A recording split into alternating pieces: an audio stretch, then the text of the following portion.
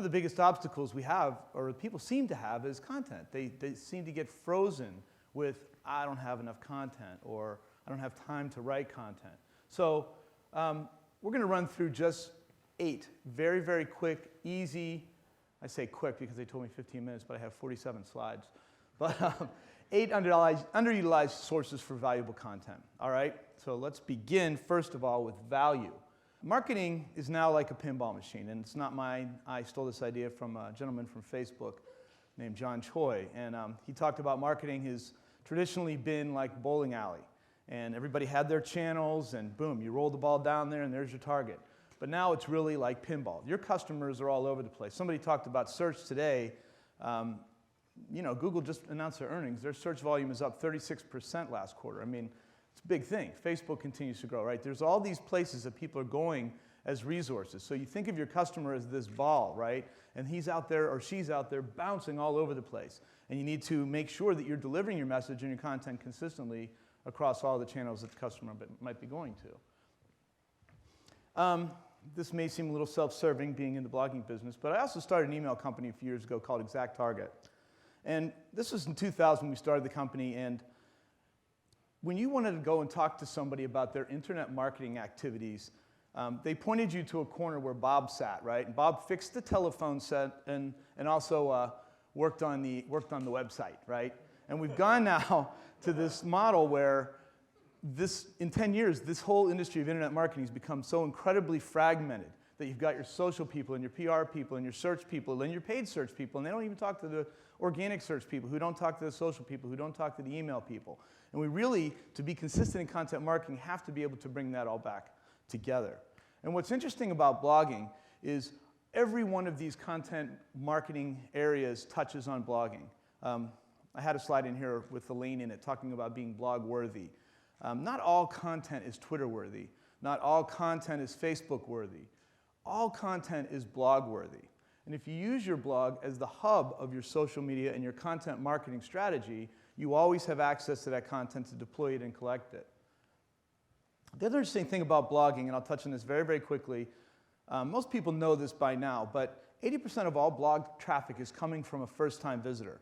Most people think about blogging and they think about readers, like people who subscribe and follow and read your blog. But the reality is most people don't. Most people coming to your blog are what we in business call prospects, right? They're brand new people that didn't set out to find you, that somehow found your content. We're going to talk about Zenny, who's one of our clients here in a little bit, but if you look at their traffic sources, right? Referring sites is social, right? Referring sites for them means Facebook primarily. 59% of all of their traffic is coming in from Facebook. 20%, I think the right number, yeah. 20% from search, and only 16% are people actually like coming to their website and clicking on a button that says read my blog. This is true for just about everybody. The other thing we have to think about with content marketing here is that we have to end the idea of single-use content. I see so many instances where people are putting things up on Facebook, and I can tell lots of stories. I'll tell one quick one. We had a client that's in the bread business, a bakery, gluten-free bread, and not this Thanksgiving, last Thanksgiving, they asked on Facebook, what is your favorite gluten-free Thanksgiving recipe? They got 163 recipes, all living on Facebook, right? What happens tomorrow? That content is gone. It's unindexed, it's dead, it can never be utilized. We're like, boy, wouldn't it be nice if you could use that for SEO? Wouldn't it be nice if you could maybe come up with an ebook with the best recipes, or trigger an email next Thanksgiving with here are our favorite recipes from last year? Being able to reutilize that content. And having a blog as the hub of your content media strategy means that content never goes away. And we'll give you some examples of that. So the first and most obvious content source for organizations, companies, is their employees, right? And this is something that we shockingly still resist. We meet with a lot of resistance here. You hire smart people, you let them send emails, you let them talk on the telephone, you let them go out and meet customers, you let them work on your code, whatever it is, shovel your sidewalks. These are smart people that like their jobs and think they're doing important work. And this is an example of ExactTarget that has over 900 bloggers. Every employee, when you get in, here's your phone number extension, here's your business card, here's your email, here's your blog login. And they've got lots of programs in marketing designed to ask questions and stimulate conversation, but everyone from the lowest engineer working on software code to customer service to marketing to the CEO, everybody blogs about everything every day. and it's a really, really valuable activity. I should also note here, if you notice on these blogs that we're going to look at, they have terrific calls to action, right? It's amazing to me also how many blogs I come across, like go to Best Buy's blog and try and buy a television set, right? If you type in like LCD versus 3D plasma, you might land on a blog from Best Buy, but there's nowhere on that page that you can actually buy a television set after you've read the blog. Blogs convert very highly. This is an example of Sears. Sears has stores, obviously, and their employees have access to the same website that you and I have access to. So if you're coming in and asking about a dishwasher, the employee can log in the store and get some specs on a dishwasher and tell you about it. But you might also notice here, it's kind of hard to see, but this button says blog. The employee gets this. Your customers don't see this, but the employees get this when they log in. If they push that button, they get to a form like this, already filled out with all the details of their particular store as well as the product that they were looking at. And then all the employee does is he tells a little story.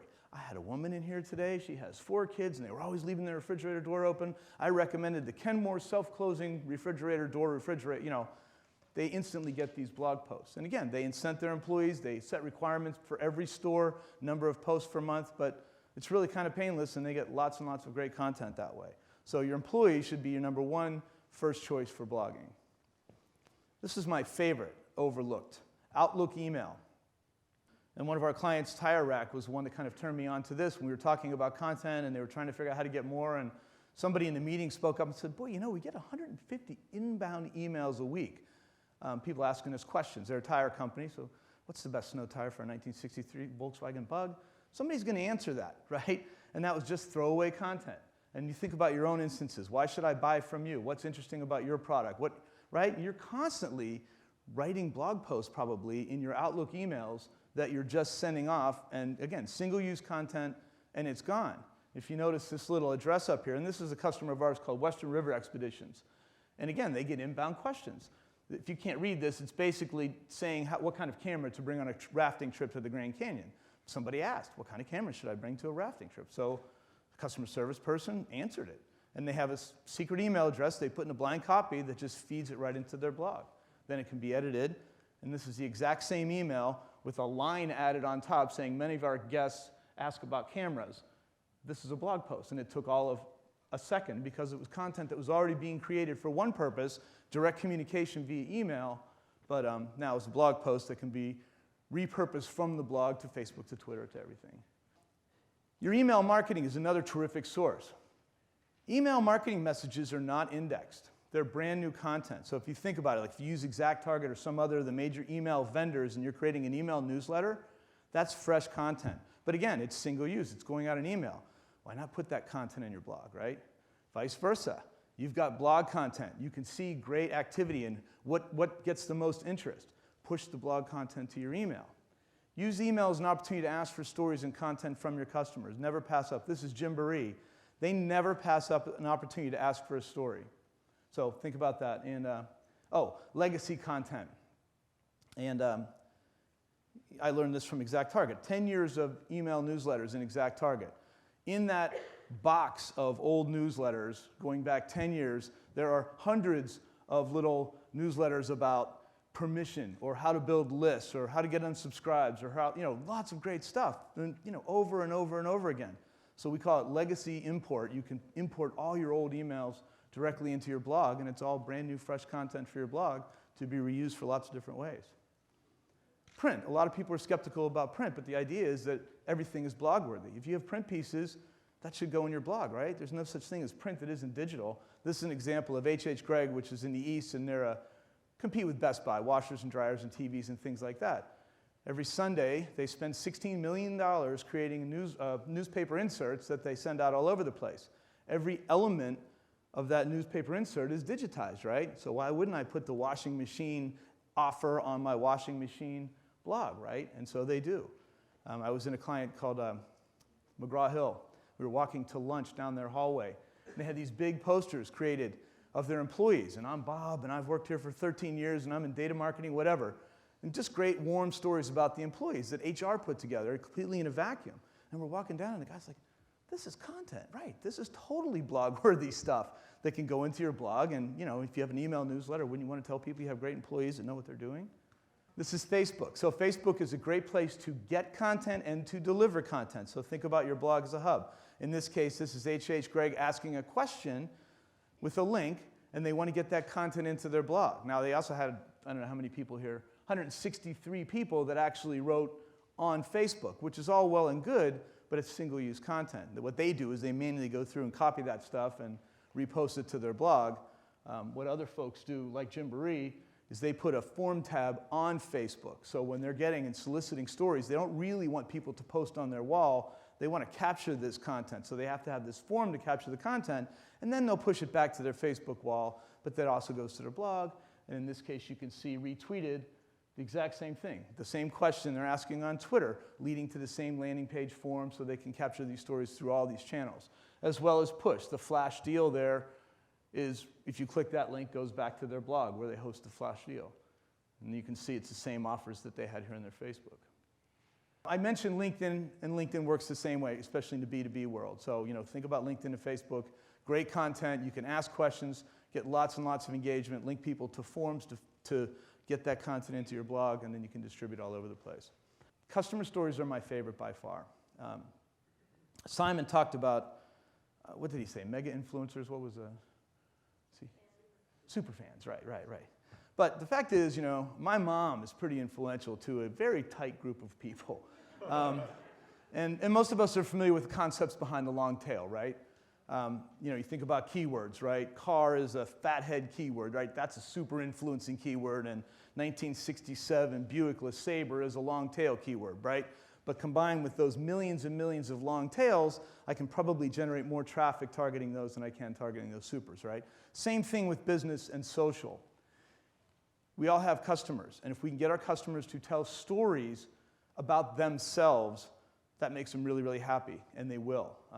The key is you've got to ask people, usually through email or Facebook, but email is the best way. When they do a transaction or have an interaction, send them an email and ask them why they did that. Here in Bellevue, Expedia ran a great program on Hawaii. Anyone who went to Hawaii got an email, and the question was, why did you go to Hawaii? It wasn't, please rank the booking process on Expedia.com on a scale of 1 to 5. It was, why did you go to Hawaii?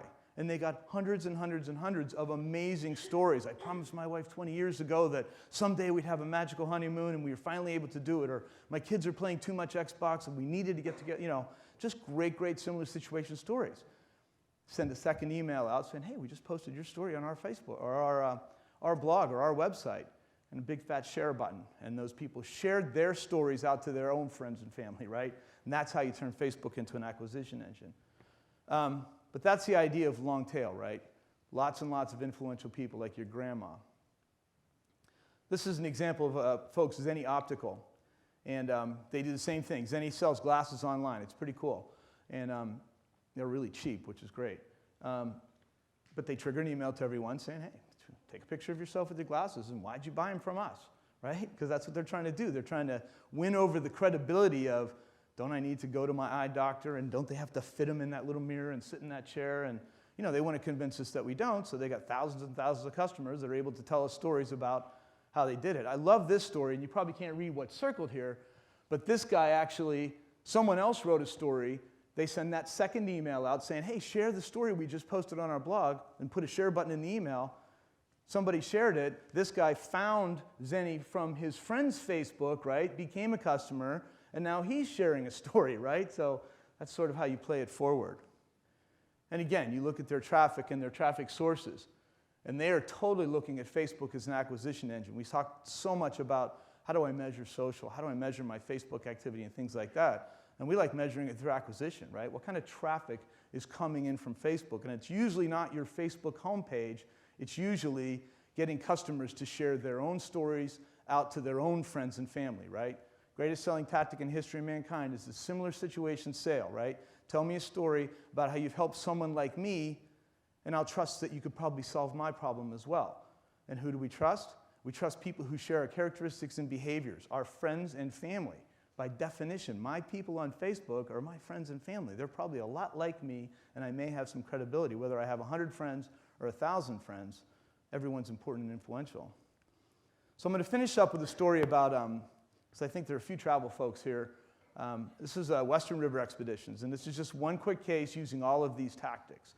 And these campaigns cost nothing, right? They cost basically the cost of a little bit of software and sending emails, right, which are penny, half a penny. And they benchmarked everything against TripAdvisor because that was sort of their primary online lead source. So the first thing they do is they trigger emails out to people and ask them questions. Why did you go whitewater rafting and things like that. This particular campaign was focused on year-end photographs. So everybody at the end of the year, everybody who went rafting with them got an offer to submit a picture and enter a drawing to win a free trip. So this is an example of what the email looked like. The email takes you to a form. You land on the form, fill in why you went rafting or your picture and why it's important. And it's really interesting in this form. They tested it a lot. And if you notice, they asked for the picture first and then they asked for the content. For a long time, they were asking for the content first. Tell us your story. Oh yeah, do you have a picture? And what was interesting was they got very pithy stories and only about half the time did they get a picture. When they switched to picture first, they got 3-paragraph stories because now I'm looking at a picture and I have something to talk about. This is me and my son Billy and we were doing, and you just get these great similar situation stories. So once they got the story, and this is an example of what their blogs look like and what the stories are, and they're wonderful stories and fantastic, you're going to find someone like you if you go through these stories. After the story goes live, they trigger a second email back out to the person who writes the story. Hey, congratulations, we featured your family story on our blog or our website. And the call to action is to share it, right? And everybody does. And when I share it, and I actually did this, I took a trip with these guys. When I hit that button, I'm pushing a snippet of that content and the picture directly to my Facebook page, right? So now all 800 of my friends get to see my cute kid and go, see that we went whitewater rafting in the Moab. And lots of people come in and convert because if Chris Baggott can do it, I can do it. They sent a second email, and this is really key too. They sent out an email asking for these stories. 2 weeks later, they sent out another email to the same people who did not submit stories, right? So they eliminated people who put stories, and these are all the people who did not give them a story. Basically saying, hey, don't forget we're running this contest, it's almost time, and gave them a link back to the landing page. This is what happened with the second email. So they had great success. They were really, really happy with the content trickling in over the week from the first email they sent. This is what happened with the second email. Interesting thing about email, people are becoming much, much more tolerant to more frequent email. I have a handheld. I can delete because I know you'll tell me later. A lot of times I put things aside, right? So I don't delete an email, I push it away, and 3 days later, it's so far buried that I can't get back to it. Usually, your customers are pretty happy with you. If you're asking them a good, quick, engaging question, they're not angry with you for sending a follow-up or another follow-up. Backcountry.com once sent me 5 emails for a pair of snowboard bindings I bought from my daughter. The final email, one sentence, dude, how are we supposed to tell anyone else in Indiana about these bindings if you don't tell us, right? One line. What did they train me to do, right? First of all, dude, I'm flattered. Second was that Indiana part. I live in Indiana. They trained me to write content in the context of Indiana. What did they want to do with that content? They wanted to geographically search optimize it, right? If I'm sitting in Indiana searching for white girls snowboard bindings, I don't have to type in Indiana in my search, but the search engine knows I'm in Indiana. So if it can find white snowboard binding that's also Indiana, good chance that that kind of content is going to show up. It's an excellent strategy, and again, costs nothing. And Twitter, right? So now this content is in your hub, you've collected all this customer stuff, people are sharing it like mad. Twitter's a search engine, right? People go to Twitter and ask questions. If you've got recent and frequent content coming up that matches their queries, then you're going to do really well on Twitter. This is a little hard to see, but basically these are outbound emails. So they get leads, right? People who inquire about going whitewater rafting down the Grand Canyon, but people don't buy right away, probably a lot like your businesses. So they send tickler emails. But they use dynamic content in these emails that they pull from their blogs. So you can't quite see it, but the attributes are business. And all of these links are links to posts where people were taking business trips or business groups whitewater rafting. You notice this is the exact same email, but the category changes to family, and they dynamically pull links to blog posts that are about family, right? So now they're able, instead of sending one mass email to everyone saying you should come rafting, now they can send specific emails and draw specific content out of their blog because they've got this vast resource of content. This is Facebook, right? So we talked about getting your Facebook visitors to give you content, but it's also a great place to distribute. And again, I don't know if you can read this, but this woman, Sam, is asking this question about taking a trip as a single woman by herself. Will she be an oddball? Now, someone from Western River could have very easily said, don't worry about it, Sam, you'll be fine. But they had an exact post from someone who had written about, I was a single woman and I was concerned about traveling alone, and I found out that I made the best friends of my life and it was the most amazing experience. So they linked from Facebook to that blog post specifically answering her question. They also use Facebook to curate future bloggers. So you notice a person like Tony, and this is hard to do in Facebook. It's hard to know who's frequently posting on your wall, right? You can't tell. If you see Tony here, it's not very easy for you to tell. Did Tony post once on my wall, or has Tony written 200 times on my wall? Well, if he's written 200 times, he's probably a fan, and that's your super fan that they send him a note and say, hey, Tony, how'd you like to be a blogger? And they've got about 5 or 6 bloggers that they've found on Facebook that frequently blog for them now and talk about their stories or their booking, and all these things. So another great content source. And this is how they measure their success. Remember, the benchmark here was TripAdvisor. So in this period of time, a month, they had 368 visits coming in from TripAdvisor. Using this blogging strategy in the emails, in that same period from Facebook, they got 297 visits, right? So again, basically the same content pushed to TripAdvisor, pushed to Facebook. Now they've pretty much doubled their traffic, right, by using the Facebook strategy. And then this is not to mention search. Again, the same period of time, almost 600 people coming in from search. So this is the idea. Hub your content, use all these resources to distribute that content, and the marketing gods will smile on you. These pages convert at an average of 16%. The average website converts. Click-through rates on a website from search are 1.6% according to Web Trends, right? So this is 16%. This is a phenomenal home run. And there's the key phrase we say, like with the Udi's example in the bakery, Thanksgiving will come again. One of my favorite examples is this tire rack example where they wrote a post last year, November 2011. Somebody had queried, do I really need snow tires? And someone wrote a great post about why you might need snow tires. 3-4 paragraphs, a salesman wrote that post. That post generated $10,000 in sales last year. So far this year, that exact same post has generated over $60,000 in sales. But the idea is now winter's coming. Let's go and look and see what was our best performing content last winter, and let's retweet that stuff. Let's re-Facebook that stuff. Let's get it into our email newsletter, right? Because we know it's great content. And by having a smart curation strategy, for lack of a better word, and being able to manage that content forever, they can reuse that content forever. And I know we're not having questions now, so I'll say thank you very much.